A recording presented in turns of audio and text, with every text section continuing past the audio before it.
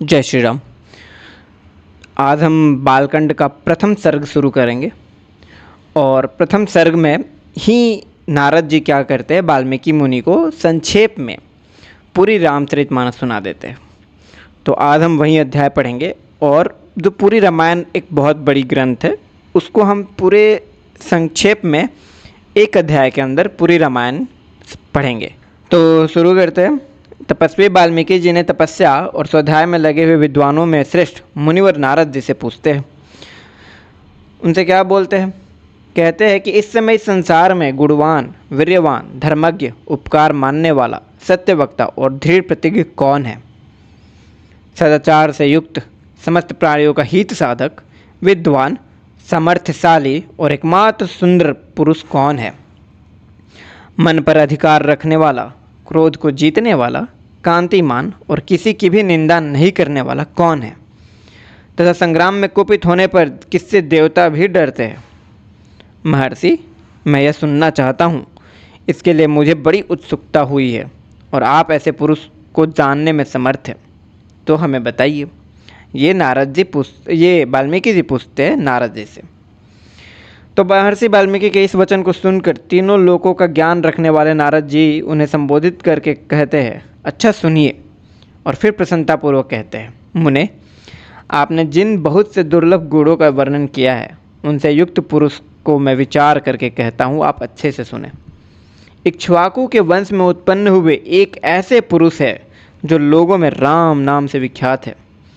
वे ही मन को वश में रखने वाले, महाबलवान, कांतिमान, धैर्यवान और जितेंद्रिय है। वे बुद्धिमान, नीतिज्ञ, वक्ता, शोभायमान तथा शत्रु संहारक है। उनके कंधे मोटे और भुजाएं बड़ी बड़ी है। ग्रीवा शंख के समान और ठोड़ी मांसल है। उनकी छाती चौड़ी तथा धनुष बड़ा है। गले के नीचे की हड्डी मांस से छिपी हुई है। वे शत्रुओं का दमन करने वाले हैं। भुजाएं घुटने तक लंबी है। मस्तक सुंदर है, ललाट भव्य और चाल मनोहर है। उनका शरीर अधिक ऊंचा या नाटा न होकर मध्यम और सुडौल है। देह का रंग चिकना है। वे बड़े प्रतापी है। उनका वक्ष स्थल भरा हुआ है। आंखें बड़ी बड़ी है। वे शोभायमान और शुभ लक्षणों से संपन्न हैं। धर्म के ज्ञाता, सत्य प्रतिज्ञ तथा प्रजा के हित के साधन में लगे रहने वाले हैं। वे यशस्वी, ज्ञानी, पवित्र, जितेंद्रिय और मन को एकाग्र रखने वाले हैं। प्रजापति के समान पालक, श्री संपन्न, वैरी, विध्वंसक और जीवों तथा धर्म के रक्षक है। स्वधर्म और स्वजनों के पालक, वेद वेदांगों के तत्ववेता तथा धनुर्वेद में प्रवीण है। वे अखिल शास्त्रों के तत्वज्ञ, स्मरण शक्ति से युक्त और प्रतिभा संपन्न है। अच्छे विचार और उदार हृदय वाले वे श्री रामचंद्र जी बातचीत करने में चतुर तथा समस्त लोगों के प्रिय है।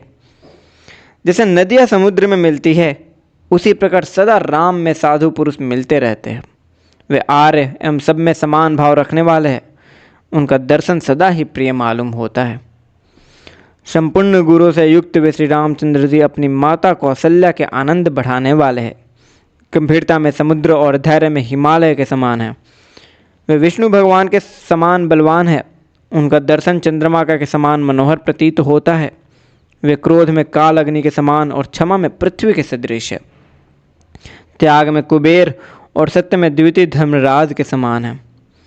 इस प्रकार उत्तम गुणों से युक्त और सत्य पराक्रम वाले सद्गुणशाली अपने प्रियतम जेठ पुत्रों को, जो प्रजा के हित में संलग्न रहने वाले थे, प्रजा वर्ग का हित करने की इच्छा से राजा दशरथ ने प्रेमवश युवराज पद पर अभिषिक्त करना चाहा। तदनंतर राम के राज्याभिषेक की तैयारियां देखकर रानी कैकेयी ने, जिसे पहले ही वर दिया जा चुका था, राजा से यह वर मांगा कि राम का निर्वासन यानी वनवास और भरत का राज्याभिषेक हो। राजा दशरथ ने सत्य वचन के कारण धर्म बंधन में बंधकर प्यारे पुत्र राम को वनवास दे दिया। कैकेयी का प्रिय करने के लिए पिता की आज्ञा के अनुसार उनकी प्रतिज्ञा का पालन करते हुए वीर रामचंद्र वन को चले। तब सुमित्रा के आनंद बढ़ाने वाले विनयशील लक्ष्मण जी ने भी अपने बड़े भाई राम को बहुत ही प्रिय थे। अपने संबंध का परिचय देते हुए स्नेहवश वन को जाने वाले बंधुवर राम का अनुसरण किया और जनक के कुल में उत्पन्न सीता भी जो अवतीर्ण हुई, देव माया की भांति सुंदरी, समस्त शुभ लक्षणों से विभूषित, स्त्रियों में उत्तम, राम के प्राणों के समान प्रियतमा पत्नी तथा सदा ही पति का हित चाहने वाली थी, रामचंद्र जी के पीछे चली। जैसे चंद्रमा के पीछे रोहिणी चलती है, उस समय पिता दशरथ ने अपने सारथी भेजकर और पूर्वासी मनुष्यों ने स्वयं साथ जाकर दूर तक उनका अनुसरण किया। फिर श्रृंगवेरपुर में गंगा तट पर अपने प्रिय निषाद राज के गुह के पास पहुंचकर धर्मात्मा श्री रामचंद्र जी ने सारथी को विदा कर दिया। निषाद राज गुह, लक्ष्मण और सीता के साथ राम ये चारों एक वन से दूसरे वन में गए। मार्ग में बहुत जलों वाली अनेकों नदियों को पार करके भरद्वाज के आश्रम पर पहुँचे और गुह को वहीं छोड़ा। भरद्वाज मुनि की आज्ञा से चित्रकूट पर्वत पर गए। वहाँ वे तीनों देवता और गंधर्वों के समान वन में नाना प्रकार की लीलाएं करते हुए एक रमणीय पर्णकुटी बनाकर उसमें सानंद रहने लगे। राम के चित्रकूट चले जाने पर पुत्र शोक से पीड़ित राजा दशरथ उस समय पुत्र के लिए विलाप करते हुए स्वर्गगामी हो गए। उनके स्वर्ग गमन के पश्चात वशिष्ठ आदि प्रमुख ब्राह्मणों द्वारा राज्य संचालन के लिए नियुक्त किए जाने पर भी महाबलशाली वीर भरत ने राज्य की कामना न करने के पूज्य राम को प्रसन्न करने के लिए वन को ही प्रस्थान किया। वहां पहुंचकर सद्भावना युक्त भरत जी ने अपने बड़े भाई सत्य पराक्रमी महात्मा राम से याचना की और यो कहा, धर्मज्ञ आप ही राजा हो। परंतु महान यशस्वी परम उदार प्रसन्नमुख महाबली राम ने भी पिता के आदेश का पालन करते हुए राज्य की अभिलाषा न की और उन भरत अग्रज ने राज्य के लिए न्यास रूप में अपने खड़ाऊ भरत को देकर उन्हें बार बार आग्रह करके लौटा दिया। अपनी अपूर्ण इच्छा को लेकर ही भरत ने राम के चरणों का स्पर्श किया और राम के आगमन की प्रतीक्षा करते हुए नंदीग्राम में राज्य करने लगे। भरत के लौट जाने पर सत्य प्रतिज्ञ जितेंद्री श्रीमान राम ने वहां पर पुनः नागरिक जनों का आना जाना देखकर एकाग्र भाव से दंडकारण्य में प्रवेश किया। उस महान वन में पहुंचने पर कमल लोचन राम ने विराज नामक राक्षस को मारकर सरभंग, सुतीक्ष्ण, अगस्त मुनि तथा अगस्त के भ्राता का दर्शन किया। फिर अगस्त मुनि के कहने से उन्होंने इंद्र धनुष, एक खड्ग और 2 तूणीर जिनमें बाढ़ कभी नहीं घटते थे, प्रसन्नतापूर्वक ग्रहण किए। एक दिन वन में वनचरों के साथ रहने वाले श्री राम के पास असुर तथा राक्षसों के वध के लिए निवेदन करने को वहां के सभी ऋषि आए। उस समय वन में श्री राम ने दंडकारण्यवासी अग्नि के समान तेजस्वी उन ऋषियों को राक्षसों को मारने का वचन दिया और संग्राम में उनके वध की प्रतिज्ञा की। वहां ही रहते हुए श्री राम ने इच्छानुसार रूप बनाने वाली जन स्थान निवासिनी सुपर्णखा की नाम की राक्षसी को लक्ष्मण के द्वारा उसकी नाक कटाकर कुरूप कर दिया। तब सुपर्णखा कहने से चढ़ाई करने वाले सभी राक्षसों को और खरदूसर, त्रिशिरा तथा उनके पृष्ठपोषक असुरों को राम ने युद्ध में मार डाला। उस वन में निवास करते हुए उन्होंने जन स्थानवासी 14,000 राक्षसों का वध किया।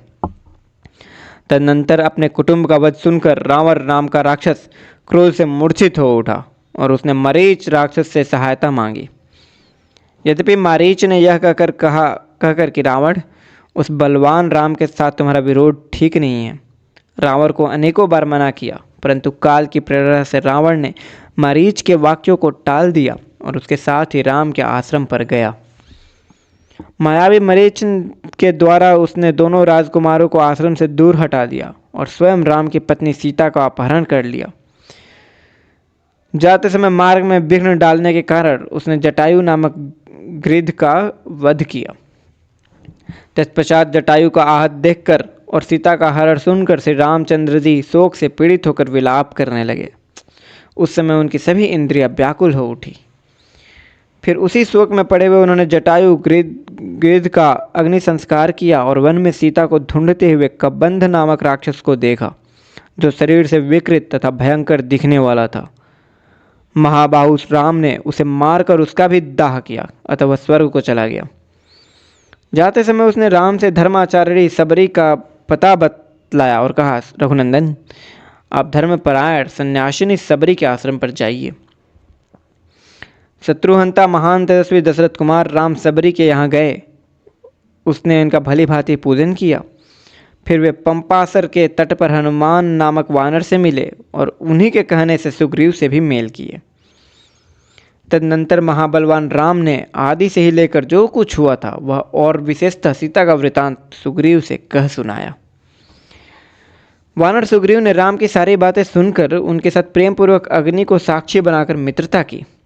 उसके बाद वानर राज सुग्रीव ने स्नेहवश वाली के साथ वैर होने की सारी बातें राम से दुखी होकर बतलाई। उस समय राम ने वाली को मारने की प्रतिज्ञा की। तब वानर सुग्रीव ने वहां बाली का बल का वर्णन किया, क्योंकि सुग्रीव को राम के बल के विषय में बराबर शंका बनी रहती थी। राम के प्रतीति के लिए उन्होंने दुंदुभि दैत्य का महान पर्वत के समान विशाल शरीर दिखलाया। महाबली महाबाहु श्री राम ने तनिक मुस्कुराकर उस अस्थि समूह को देखा और पैर के अंगूठे से उसे 10 योजन दूर फेंक दिया। फिर एक ही महान बाढ़ से उन्होंने अपने विश्वास दिलाते हुए 7 ताल वृक्षों को और पर्वत तथा रसातल को बिंध डाला। तदनंतर राम के इस कार्य से महाकपि सुग्रीव मन ही मन प्रसन्न हुए और उन्हें राम पर विश्वास हो गया। फिर वे उनके साथ किष्किंधा गुहा में गए। वहां पर सुवर्ण के समान पिंगल वर्ण वाले वीरवर सुग्रीव ने गर्जना की। उस महान आद को सुनकर वानर राज बाली अपनी पत्नी तारा को आश्वासन देकर तत्काल घर से बाहर निकला और सुग्रीव से भिड़ गया। वहां राम ने बाली को एक ही बार में मार गिराया। सुग्रीव के कथनानुसार उस संग्राम में बाली को मारकर उसके राज्य पर राम ने सुग्रीव को ही बिठा दिया। तब उन वानर राज को भी सभी वानरों को बुलाकर जानकी का पता लगाने के लिए उन्हें चारों दिशाओं में भेजा। तत्पश्चात संपाति नामक गिद्ध के कहने से बलवान हनुमान जी 100 योजन विस्तार वाले छार समुद्र को कूदकर लांघ गए। वहां रावण पालित लंकापुरी में पहुंचकर उन्होंने अशोक वाटिका में सीता को चिंतामग्न देखा। तब उन विदेही नंदिनी को अपनी पहचान देकर राम का संदेश सुनाया और उन्हें सांत्वना देकर उन्होंने वाटिका पर द्वार तोड़ डाला। फिर 5 सेनापतियों और 7 मंत्री कुमारों की हत्या कर वीर अक्षय कुमार को भी कचूमर निकाला। उसके बाद वे पकड़े गए, वो भी जानबूझकर। ब्रह्मा जी के वरदान से अपने को ब्रह्मपाश से छूटा हुआ जानकर भी वीर हनुमान जी ने अपने को बांधने वाले उन राक्षसों का अपराध स्वेच्छानुसार सह लिया। तत्पश्चात मिथिलेश कुमारी सीता के अतिरिक्त समस्त लंका को जलाकर वे महाकपि हनुमान जी राम को प्रिय संदेश सुनाने के लिए लंका से लौट आए। अपरिमित बुद्धिशाली हनुमान जी ने वहां महात्मा राम की प्रदक्षिणा करके यो सत्य निवेदन किया, मैंने सीता जी का दर्शन किया है। इसके अनंतर सुग्रीव ने साथ भगवान राम ने महासागर के तट पर जाकर सूर्य के समान तेजस्वी बाणों से समुद्र को क्षुब्ध किया। तब उन नदीपति समुद्र ने अपने को प्रकट कर दिया। फिर समुद्र के ही कहने से राम ने नल में पुल निर्माण कराया। उसी पुल से लंकापुरी में जाकर रावण को मारा। फिर सीता को मिलने पर राम को बड़ी लज्जा हुई। तब भरी सभा में सीता के प्रति वे मर्मभेदी वचन कहने लगे। उनकी इस बात को न सह सकने के कारण साध्वी सीता अग्नि में प्रवेश कर गई। इसके बाद अग्नि के कहने से उन्होंने सीता को निष्कलंक माना। महात्मा रामचंद्र जी के उस महान कर्म से देवता और ऋषियों सहित चराचर त्रिभुवन संतुष्ट हो गया। फिर सभी देवताओं से पूजित होकर राम बहुत ही प्रसन्न हुए और राक्षस राज विभीषण को लंका के राज्य पर अभिषिक्त करके कृतार्थ हो गए। उस समय निश्चिंत होने के कारण उनके आनंद का ठिकाना न रहा। यह सब हो जाने पर राम देवताओं से वर पाकर और मरे हुए वानरों को जीवन दिलाकर अपने सभी साथियों के साथ पुष्पक विमान पर चढ़कर अयोध्या के लिए प्रस्थित हुए। भरद्वाज मुनि के आश्रम पर पहुंचकर सबको आराम देने वाले सत्य पराक्रमी राम ने भरत के पास हनुमान को भेजा। फिर सुग्रीव के साथ कथा वार्ता कहते हुए पुष्पकारूढ़ हो वे नंदीग्राम को चले। निष्पाप रामचंद्र जी ने नंदीग्राम में अपनी जटा काटकर भाइयों के साथ सीता को पाने के अनंतर पुनः अपने राज्य प्राप्त किया। अब राम के राज्य में लोग प्रसन्न, सुखी, संतुष्ट, पुष्ट, धार्मिक तथा रोग व्याधि से मुक्त रहेंगे। उन्हें दुर्भिक्ष का भय न होगा। कोई कहीं भी अपने पुत्र की मृत्यु नहीं देखेंगे। स्त्रियां विधवा न होगी, सदा ही पतिव्रता होंगी। आग लगने का किंचित भी भय न होगा। कोई प्राणी जल में नहीं डूबेंगे। वात और ज्वर का भय थोड़ा भी नहीं रहेगा। क्षुधा तथा चोरी का डर भी जाता रहेगा। सभी नगर और राष्ट्र धन धान्य संपन्न होंगे। सतयुग की भांति सभी लोग सदा प्रसन्न रहेंगे। महायशस्वी राम बहुत से सुवर्णों को दक्षिणा वाले 100 अश्वमेध यज्ञ करेंगे। उनमें विधिपूर्वक विद्वानों को 10,000 करोड़ गौ और ब्राह्मणों को अपरिमित धन देंगे तथा 100 राजवंशों की स्थापना करेंगे। संसार में चारों वर्णों को वे अपने अपने धर्म में नियुक्त रखेंगे। फिर 11,000 वर्षों तक राज्य करके अनंतर श्री रामचंद्र जी अपने परम धाम को पधारेंगे। वेदों के समान पवित्र पापनाशक और पुण्यमय इस रामचरित को जो पढ़ेगा वह सब पापों से मुक्त हो जाएगा। आयु बढ़ाने वाला इस रामायण कथा को पढ़ने वाला मनुष्य मृत्यु के अनंतर पुत्र पौत्र तथा अन्य परिजन वर्ग साथ ही स्वर्गलोक में प्रतिष्ठित होगा। इसे ब्राह्मण पढ़े तो विद्वान, क्षत्रिय पढ़ता हो तो पृथ्वी का राज्य प्राप्त करे, वैश्य के व्यापार में लाभ हो और शूद्र भी प्रतिष्ठा प्राप्त करे। इस प्रकार श्री वाल्मीकि निर्मित आदर्श रामायण आदि काव्य के बालकांड में पहला सर्ग पूरा हुआ। बोले श्री रामचंद्र भगवान की जय।